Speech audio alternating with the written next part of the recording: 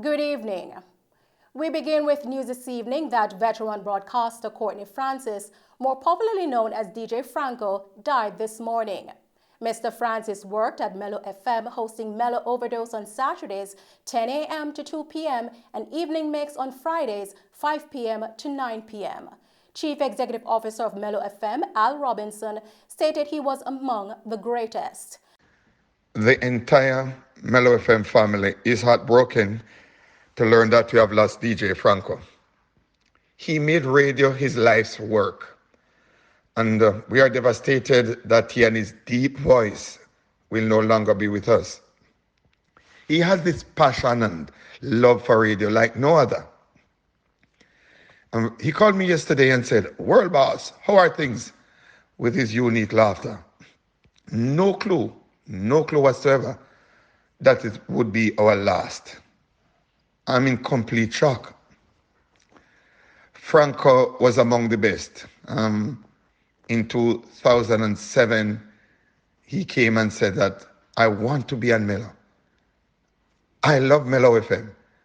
And he went back to Vibes for a short while, and he came back and said, this is where he wants to be. I said, "You sure, Franco?" And he gave me that laughter and said, "World boss, trust me, Mello FM is my home. This will be my last station that I will be on." His impeccable diction will forever remain as an example of the sort of broadcasting heights that we all aspire toward. The management and staff of Mello FM extend deepest sympathy to his family at this difficult time.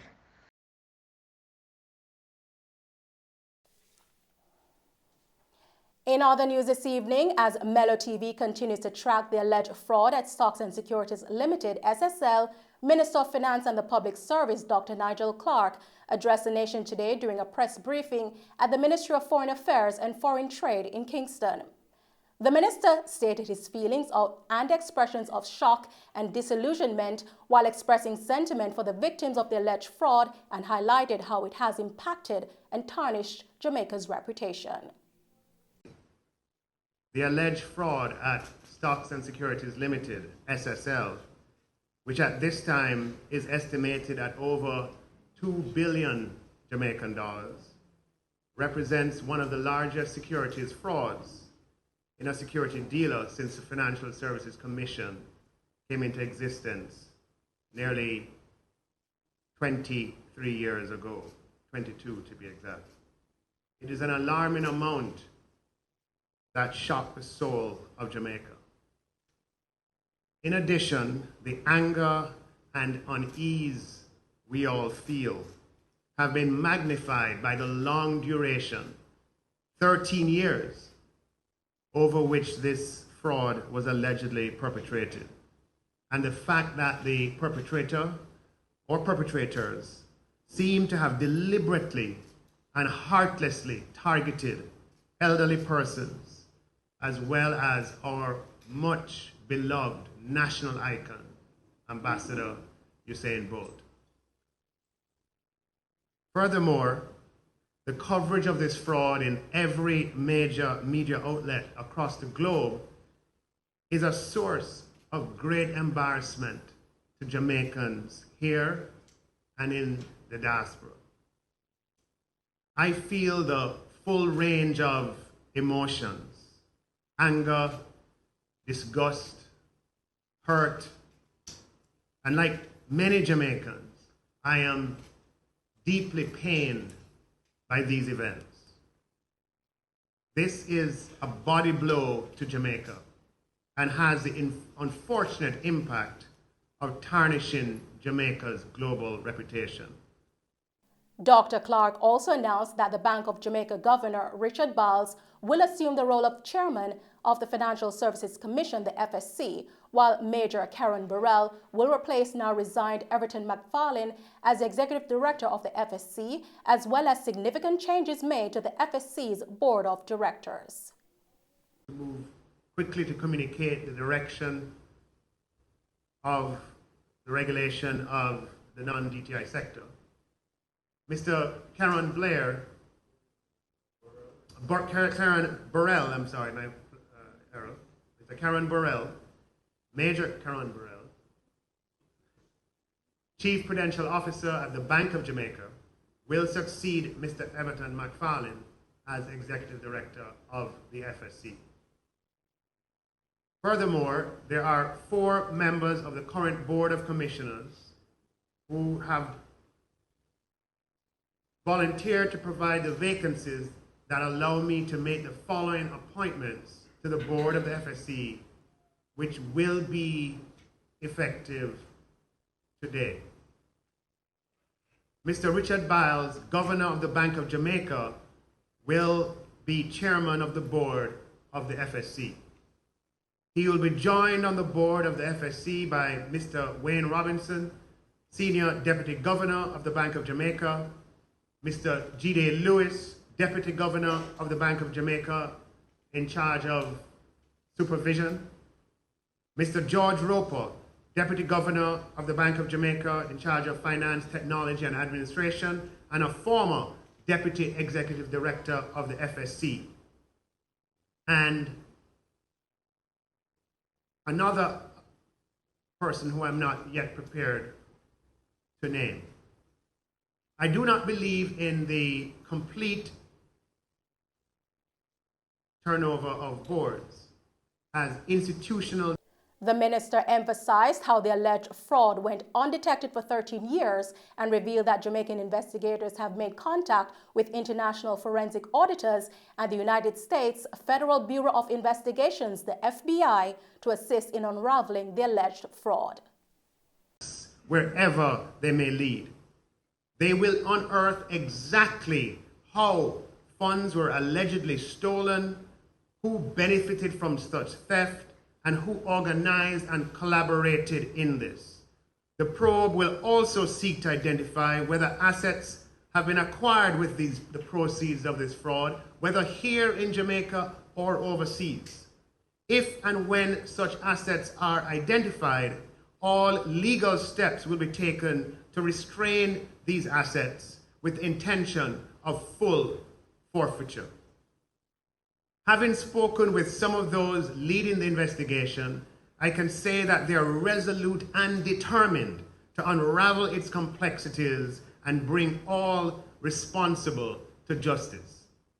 In fact, based on the magnitude of this fraud and the lines of inquiry being pursued, the Financial Investigations Division and the Fraud Squad have already, last week, sought assistance from the Federal Bureau of Investigations, the FBI, and other international partners. The parliamentary opposition says the government should insist that security companies comply with a 2022 ruling of the Supreme Court by the end of March or have their licenses suspended. The Supreme Court ruled in September 2022 that security guards are not independent contractors but employees, which would mean employers are required to make statutory contributions on their behalf. This week, Finance Minister Dr. Nigel Clark indicated that government contracts with private security companies will be terminated if security guards are not treated as employees effective April 1. However, in a media release on Saturday, opposition spokesperson on Labor and Social Security, Dr. Angela Brown-Burke, said that this is not enough.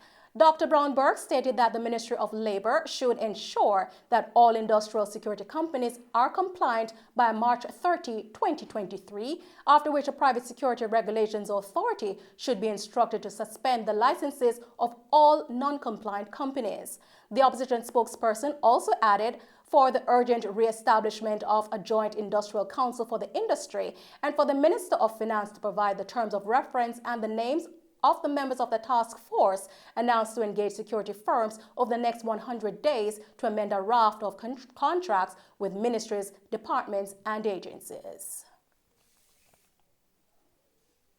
One firearm and several assorted rounds of ammunition were seized during a targeted raid in the Johnson Common area of Bickersteth, Cambridge in St. James on Sunday, January 22. One man has been taken into custody. Reports from the Cambridge police are that between 5:30 a.m. and 7 a.m., a team of officers went to a premises and conducted a search. A Toyota Axiom motor car was searched and the following items found: 1 Glock pistol, 24 9mm rounds, 12.4mm rounds, 6 magazines, 1 inside holster, 1 rubber mask, and 4 bank cards. Investigations continue. The judiciary have noted concern that a number of persons have indicated in the public domain that they have paid their fines for their traffic tickets and that the tickets remain on the Traffic Ticket Management System, the TTMS, as unpaid. The Court Administration Division in a press release stated that in some instances, persons have indicated that these fines were paid in court. The judiciary will be moving swiftly to have this issue rectified, particularly in those circumstances where persons paid for their traffic tickets at court offices across the island. The Westmoreland Police have started an investigation into the shootings that occurred in 3 Miles River, Westmoreland on Monday morning that resulted in the murder of 1 man and the shooting and injuring of another. 23-year-old bike mechanic Jordan Obi, a resident of 3 Mile River, was the deceased. According to police reports, at about 9:30 a.m., Obi and the injured man were at a store in their neighborhood when men riding a car opened fire, striking them. The police were called and they arrived. Both men were taken to the Savannah Lamar Hospital, where one of them was admitted in critical condition while the other man was pronounced dead. An uncle of the deceased, Victor Obi, noted that he was at the supermarket where the incident occurred. He explained the ordeal. Can you give us your name, please? Victor Obi. Victor? Obi. Obi? Yeah. All right. Mr. Obi, you know your name of your nephew. What's the name of your nephew? Jordan Obi. Jordan Obi. How old is? Approximately 23. Okay. You said you were here this morning when the incident took place. So tell us a little bit about. I was sitting by the icebox on that side. And that's all I know, that while I was sitting down there, 2 men alighted from a white car there. And I just opened fire, and it's a barrage of shots. The barrage of shots. So that was when your nephew was shot? They take cover behind the icebox. Your nephew, what type of work he does? He does bike mechanic, and he helps to farm. Okay, and what type of person would you say he is? But I know much no troublemaker. You know the young people who are in the young people. How the family coping? Well, everybody stands still down there, and we take time walk out of the yard. Everybody just stands still. I mean, it's shocking. In response to the poor and horrendous road conditions, a number of irate residents of Sheffield neighborhood in Westmoreland organized a protest on Monday. The France Avenue Road, which connects the Sheffield Main Road to the Sheffield Primary School, has allegedly been neglected for years, according to the locals, and must be repaired right away. I've been on this road for 12 years. Could I have your name, please? Yeah, my name is Simone Cross McIntosh. Right, and we understand you're a taxi operator? Yes, I'm a taxi operator. Yeah. I live in the lane. I have children go to school in the lane. Right, we learn that the school is being a Methodist school, it's not a government school. It's that we're learning now. Say Methodists don't sign over the school to the government, so the government cannot fix the road. We want the road to fix. Else we're going to move the pick them out of the school, and the school have to go locked down. Right? We're going to move them because my daughter, she never have asthma. She never have bleeding nose. And now at the age of 26, she have bleeding nose, she have asthma. Because of the dust, the road keep on mauling. Maul, every time maul. Rain come, wash you can't walk, come out. You can't walk, come out, see? You can't walk out. I've socks me have to put out if my foot no dust up. Socks. We're tired of it now. 12 years me I do panic. 12 years. We're tired of the road. We're tired of it.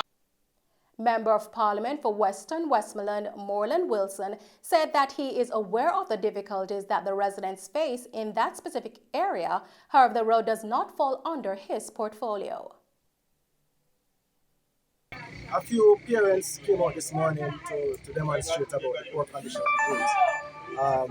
As Member of Parliament, we have had several meetings with residents about this road. this road falls under the responsibility of the Westmoreland Municipal Corporation, which means it is really the councillor. However, out of those consultative meetings, I had allocated funds for this road to be repaired. So incidentally, this road was scoped last week by NWA. They came out here and they looked at it to do their assessment for works to begin. So I was a bit shocked this morning when I heard that despite communicating that the road will be fixed, that person still sought to go ahead and mount a protest and create some disruption on the main thoroughfare from south to into Negril Resort area. So I came and I spoke with them. A lot of them are now a bit relieved. They are saying that despite hearing that, they wanted to hear it from their MP. So as their MP, I came to do what I was elected to do, to represent the people and to speak to them. So this morning, I think some of them are a bit at ease with the discussion that we had. We spoke about a lot of things, not just the road, but they took the opportunity to, of course, discuss other concerns they have. A female who allegedly leapt from the balcony of a well-known hotel in Montego Bay and died from her injuries has been the subject of an inquiry by the police in Montego Bay, St. James. She has been identified as 25-year-old call center agent Sonya Hewitt of a St. Andrew address. According to police reports, Hewitt was celebrating her birthday over the weekend and traveled to Montego Bay on Sunday at 3:30 a.m. and met up with a male companion at the hotel. According to reports, she and the companion drove to the Grand View Hotel on Queens Drive and booked into a third-floor room. Hewitt apparently jumped from the hotel's balcony and fell to her death. Her companion was questioned and later released by the police. And those are the stories making the news this evening. Thank you for tuning in to Mello TV Evening News. I'm Nicole Hales. Stay safe and thanks for watching.